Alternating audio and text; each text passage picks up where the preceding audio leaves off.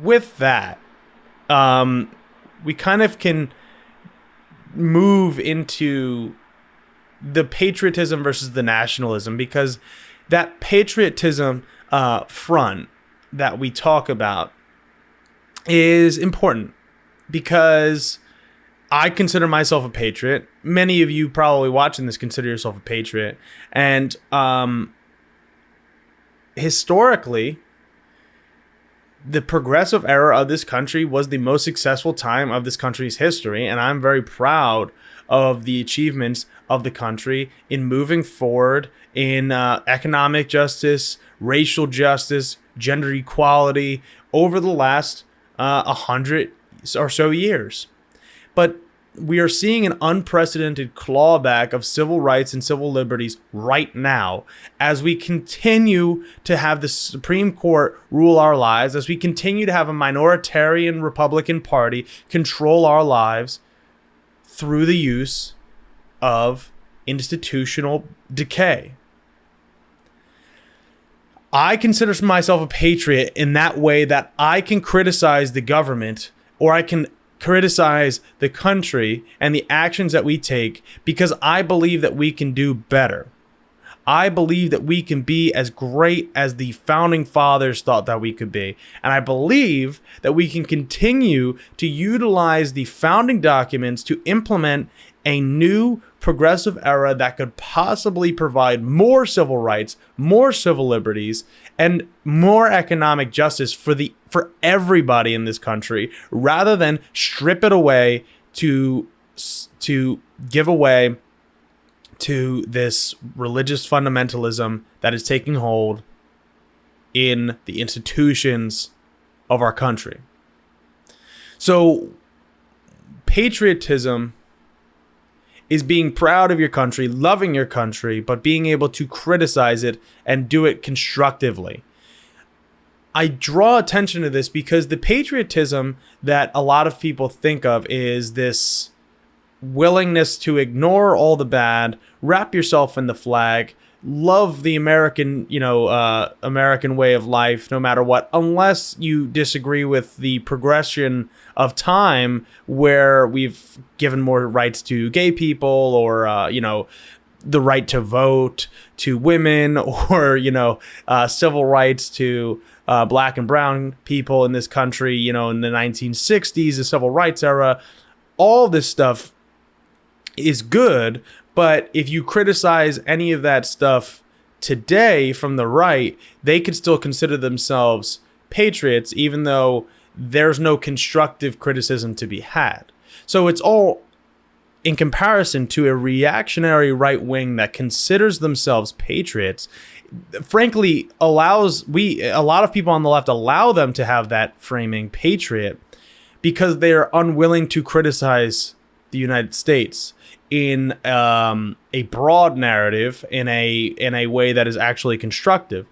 But I want to point out that the fact is that people that consider themselves patriots, right? The people that you see wrapping themselves in, dressing like Uncle Sam and all this stuff, they're the same people that will consistently criticize, undermine, and hate on the president. I have an example of a guy that I used to, at my old gym, that he would wear a Let's Go Brandon shirt, which, of course, if you don't know, is not really saying let's go Joe Biden. It's saying fuck you, Joe Biden, which first of all, at least say that if that's what you want to say. But secondly, it undermines the narrative of like, oh, you can't criticize the president. That's the president of the United States. You can't do that, which is the logic that people used to say, by the way, under Bush, under Trump, under Reagan, all these people, even under Clinton and Obama, both, all of it. But it started really poorly from the right, especially under the Obama administration, where the right wing would attack him for the stupidest little things, and because they would consider it unpatriotic, un-American. But what they're really saying is they don't like the way that America is progressing. They don't like the current day America, and they don't want us to continue to expand They don't want us to continue to have success. They don't want us to continue to grow our rights. And it's the same stupid logic that's the people that will say, well, actually, you don't have a right to vote. Or anything that's not explicitly enumerated in the Constitution. But the right to vote especially is one that's pungent almost. Or that it's the same people that say like, well, it's not a democracy, it's a republic. It's like, yeah, we know. We're not talking about the minutia of these distinctions. But these people hate and hate and hate on Democrats more than anything. But they'll never consider themselves anti-American, even if the American people support the Democrats more than the Republicans, because guess what? More Democrats live in this country than Republicans. More left-wing people live in this country than conservative people. But because of the way that the institutions are set up, the Republicans are given more institutional power. So it seems like a 50-50 split, but it is absolutely not a 50-50 split.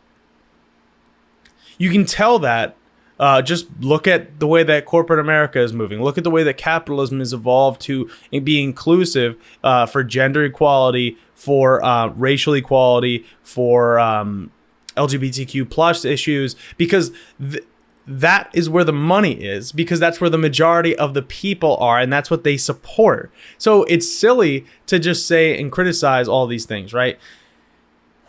All this boils down to is that the criticism from a left-wing perspective has always been labeled un-American and unpatriotic, but the criticism from the right wing has always just been, oh, that's just the way things are, and that's Uncle Jimmy or whatever, and he's just okay to criticize the president and complain about, I don't even want to say what these people probably actually say, but you know what I'm talking about.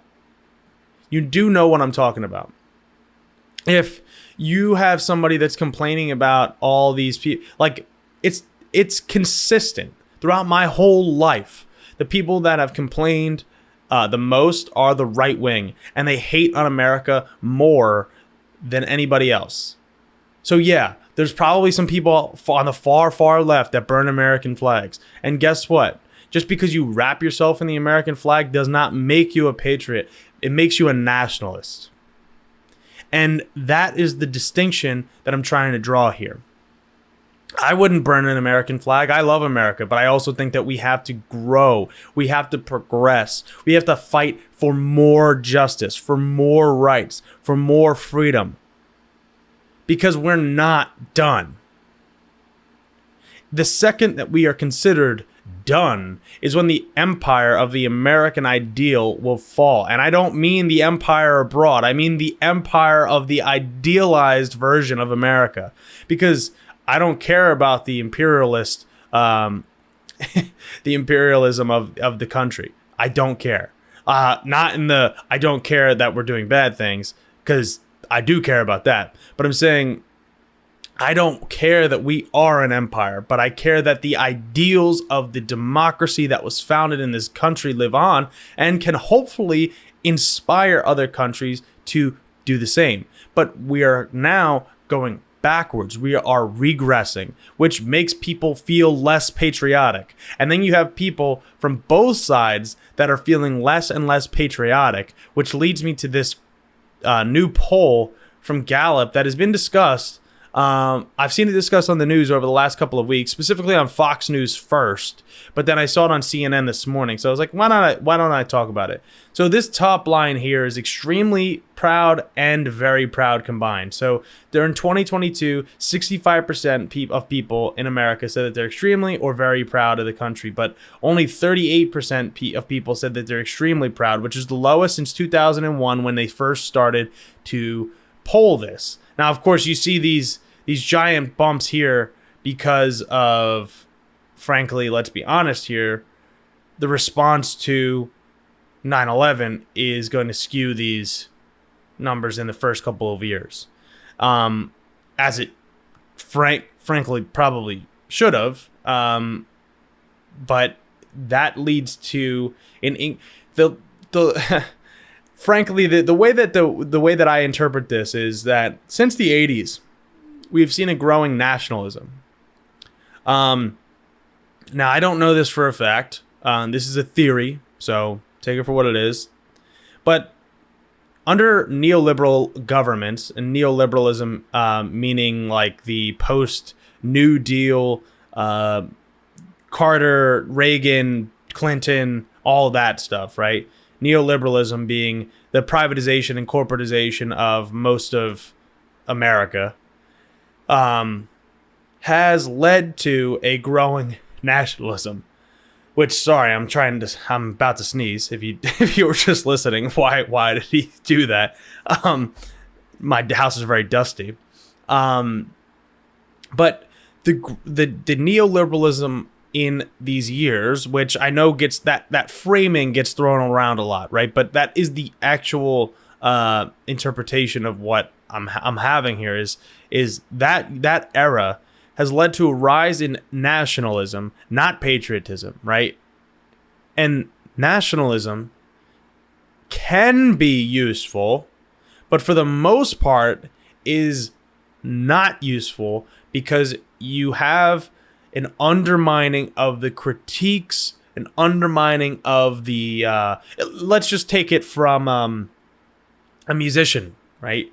If you have a musician and they write song after song after song, and it's the same song over and over and over again, and they never listen to what their fans want, they never listen to what their producers want, they never listen to their bandmates, and grow and take the constructive criticism and create something new or better or unique. And even if you fail time to time, it's still better to try and to succeed half the time than it is to not try and just continue to let our rights flounder, or in this case, your songs flounder, and just let them kind of be what they are. Even if this is the best song in the world. Even if it's the best song in the world. If you kept writing and releasing the same exact song over and over and over again, or if you're, Bethesda and you're releasing the game Skyrim over and over and over again, at some point people are gonna get a little bit tired with it, and they want better, they want more, they want different, and that's the way that we have to look at this. So, but the thing is, with nationalism, you don't have a critique of the government, or you don't have a critique of the country in a way that is productive. So my interpretation has been that since the 1980s, we've seen this growing nationalism. And then you see it in response in 2001 when you have George W. Bush win an election that he didn't win. And then you have these people in response where we invaded two different countries that which frankly were mistakes. We know that we've gotten out of the Afghanistan war now, but Iraq especially, we invaded Iraq in response to 9/11, and Saudi Arabia was really the country that was funding the terrorists that attacked us. And Saudi Arabia is a loose ally. At that point was an ally, and we didn't not that I want to invade Saudi Arabia either. Like this is the minutia and the nuance that we need for this situation. But that has led to that rise, especially in nationalism in the early 2000s, and the overt critique of, quote, liberalism, and not really allowing the leeway to push back on some of the decisions that we've had. And then you have the Obama administration, which, again, is an extension of neoliberalism from the Clinton era, from the Carter era. And, there were some good things under the Obama administration, don't get me wrong, but let's just be honest. The response to the Great Recession, the ACA, like those could have been better. I think that's not really a crazy thing to say. The ACA should have at least had a public option, because we did actually have a supermajority at the time. And the response to the Great Recession, holy crap, could just be a whole nother dive into on that. But under this under the Obama administration, we remember in 2010, we had the Tea Party come out of that. And then we have Trump coming out of it in 2015, 2016. And this rise in nationalism, not patriotism.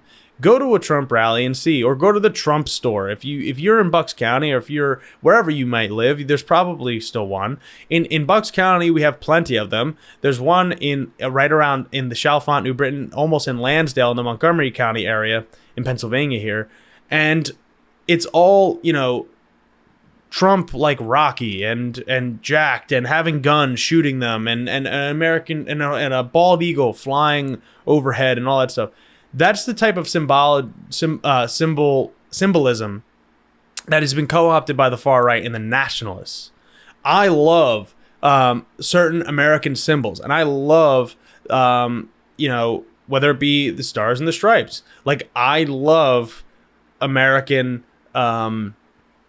for I don't even know symbology. I mean, it's just like, it's not, because it's not inherently propaganda, right? It could be used for that, but I love that stuff, and that's just me being honest. That's how I have always grown up and been a patriot of this country, but it's been co-opted, and you see it if you go to these rallies, and it's sickening sometimes. So, because it's not real patriotism, it's nationalism. And then it goes in here, and we see the dip. People become less proud of the country a bit into 2020, where you hit 63 of extremely and very proud and 42 of extremely proud, which is the lowest that had been at that point. And that probably coincides with the 2020 election. It coincides with COVID. It coincides with Trump and Biden, two old men that kind of don't really seem in touch with the average American. And again, that's also something that, like, it is tangible.